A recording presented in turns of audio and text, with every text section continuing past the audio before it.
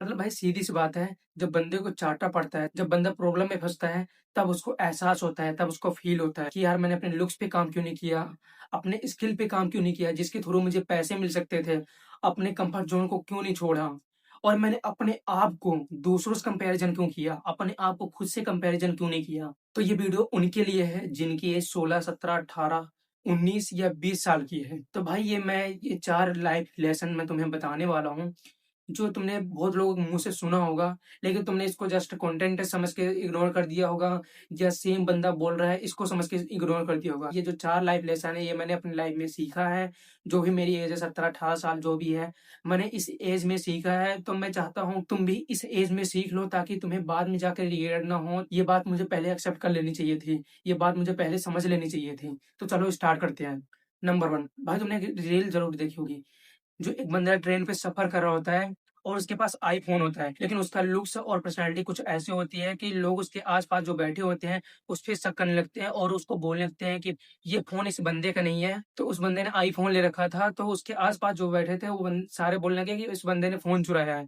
तो बंदा दिखाने लग गया कि भाई, ये मेरा ही फ़ोन है, तभी भी विश्वास नहीं कर रहे हैं। तो बंदे ने लॉक खोल के दिखाया, उसमें जो फ़ोटो पड़ी थी गैलरी में, उस बंदे ने दिखाया कि ये मेरा ही फ़ोन है, ये मेरी ही फ़ोटो है। तो बंदे ने इस पे विश्वास किया।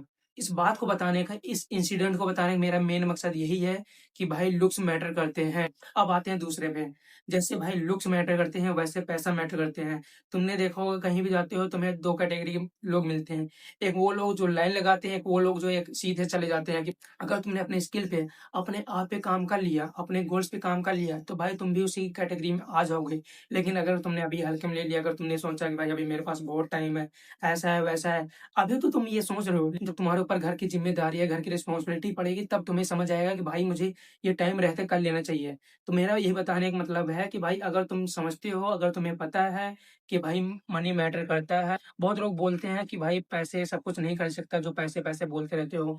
हाँ, मानता हूँ भाई पैसे सब कुछ खरीद नहीं सकता, सारी प्रॉब्लम सॉल्व नहीं कर सकता। अगर तुम्हारे पास पैसा नहीं है तो तुम बहुत सारी प्रॉब्लम क्रिएट कर सकता है। तो इस बात को तुम्हें 16-17 साल की एज में समझ आ जानी चाहिए।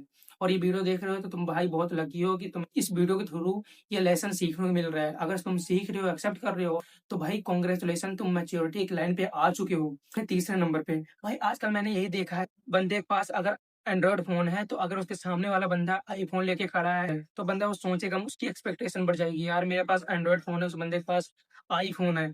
तो इसकी वजह से एक्सपेक्टेशन बढ़ जाती है। तो मतलब ये सीधे सा मतलब है कि खुद को दूसरों से कंपेयर कर रहे हो।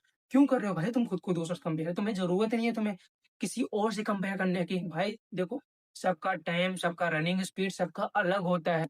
खुद को दूसरों से कंपेयर करने की ज़रूरत नहीं है। अगर कंपेयर करना है तो अपने पुरानी फ़ोटो को अपने आज की फ़ोटो से कंपेयर करो। तुम्हारी पर्सनैलिटी, तुम्हारा फेस क्या 1 साल पहले की जैसे लग रही है? अगर इसका आंसर यस आता है तो भाई तुम्हारे पास रिज़ल्ट सामने है कि तुम्हें किसके साथ कंपैरिज़न करना चाहिए। इससे तुम्हारा टाइम वेस्ट होगा और फिर बाद में जाकर रिग्रेट करोगे। तो रिग्रेट नहीं चाहते तो भाई इस बात को एक्सेप्ट करो कि तुम्हें खुद को खुद से कंपेयर करना है, दूसरे से नहीं। अब आते हैं चौथे पे। मेन बात ये होती है भाई, बंदे अपने दिमाग में बहुत कुछ सोच लेते हैं, भाई मैं ये करूँगा, वो कर दूँगा, ऐसा कर दूँगा, वैसा कर दूँगा, लेकिन अपने कम्फर्ट ज़ोन को नहीं छोड़ पाते। जब कम्फर्ट ज़ोन छोड़ने की बात आती है तो वो ऐसे बोलने लगते हैं कि भाई ऐसा है, वैसा है, एक्सक्यूज़ देने लगते हैं। लेकिन जब उनके साथ के बंदे आगे निकल जाते हैं फिर बाद में यार बैठ के पछताते हैं कि यार मैंने गलती करी यार, मुझे अपने कम्फर्ट ज़ोन से बाहर निकल जाना चाहिए था। तो भाई मेरा यही बताने का मतलब है, कम्फर्ट ज़ोन से बाहर निकलो। जब तक तुम कम्फर्ट ज़ोन से बाहर नहीं निकलोगे, तब तक तुम भूल जाओ। और आती है बात कम्फर्ट ज़ोन की, तो बहुत लोग ये सोच के कम्फर्ट ज़ोन को अपना प्लेस समझ लेते हैं। वो जो मेरे आस-पास के जो मेरे जानकार हैं, वो मेरे माइंडसेट के नहीं है, मेरे माइंडसेट से मैच नहीं खाते हैं, इसकी वजह से वो घर में भी घुसे रहते हैं। वो सोचते हैं कि मैं नहीं मिलूँगा भाई, तो भाई तुम्हें उनसे मिलने की ज़रूरत नहीं है। अगर तुम्हें नहीं पसंद है ऐसे लोग जो तुम्हारे माइंडसेट से मैच ना करें, तो कोई ज़रूरत नहीं है भाई। तुम्हें इस बात को एक्सेप्ट करना होगा कि भाई जब तक तुम घर से बाहर नहीं निकलोगे, जब तक तुम कम्फर्ट ज़ोन से बाहर नहीं निकलोगे, तब तक तुम्हें कोई नहीं मिलेगा तुम्हारे माइंडसेट का।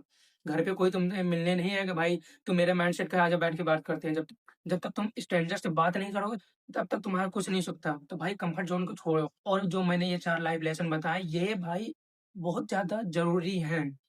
इस बात को एक्सेप्ट करना ज़रूरी है, इस बात को समझना ज़रूरी है और ये चीज़ अभी समझ लो, 16, 17, 18, 19, 20 साल की एज में समझ लो, तो बहुत अच्छी बात है।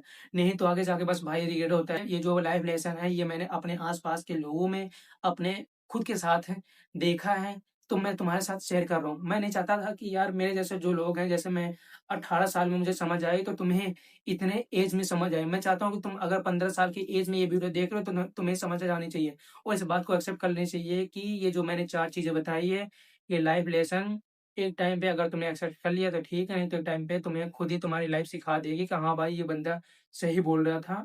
ये 4 लाइफ लेसन इस ऐज में समझ लेनी चाहिए। तो बस बताने का यही मतलब था। मिलता हूँ मैं तुम्हें अगली वीडियो में।